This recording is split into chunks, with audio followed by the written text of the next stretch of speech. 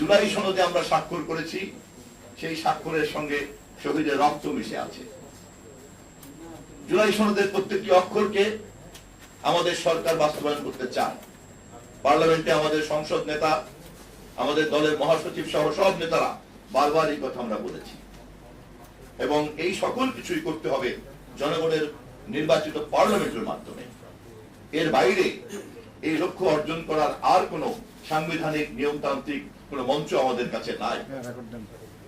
আমরা ধীরে ধীরে সেই পথে এগিয়ে যাচ্ছি এবং এই কাজটি ঐক্যবদ্ধভাবে আমরা করতে চাচ্ছি, এবং এভাবেই আমরা দেশে একটা সুশাসনকে নিশ্চিত করতে চাই।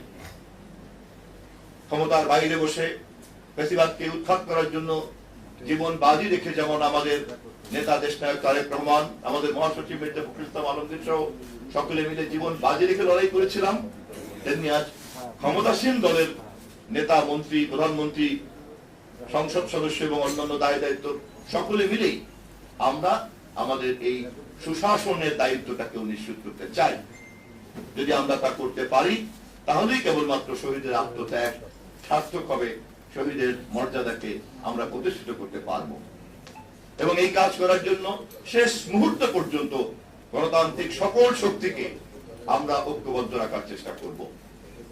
কিন্তু যদি জনগণের কাছে প্রমাণ হয় কারো বিভ্রান্তি মাত্রার বাইরে চলে যাচ্ছে, জনগণের কাছে যদি প্রমাণ হয় কারো অশ্লীলতা মাত্রার বাইরে চলে যাচ্ছে, যদি জনগণের কাছে প্রমাণ হয় কেউ কেউ বিভিন্ন আদর্শের নামে এখানে বুঝে অথবা না বুঝে অন্য কারো চক্রান্তকে বাস্তবায়ন করার দায়িত্ব নিচ্ছেন, সেক্ষেত্রেও সুশাসন প্রতিষ্ঠার লক্ষ্যেই আমাদেরকে সঠিক দায়িত্ব পালন করতে হবে।